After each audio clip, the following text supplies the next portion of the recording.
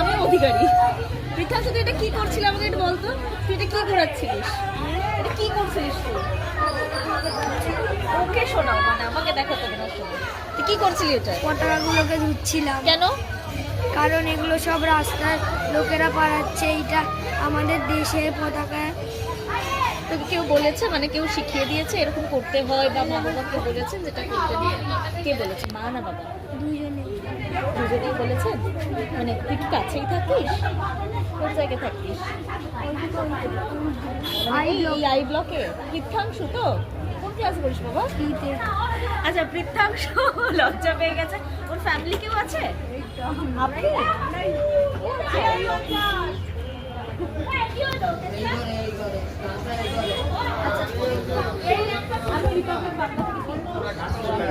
আসলে সঞ্জয় দেখে আপনি ওকে শিখিয়েছেন? না না না, এটা ওর নিজের মন থেকে, ওর কাউকে শেখাতে হয়নি। খুব ভালো, অনেক বড়। চলো।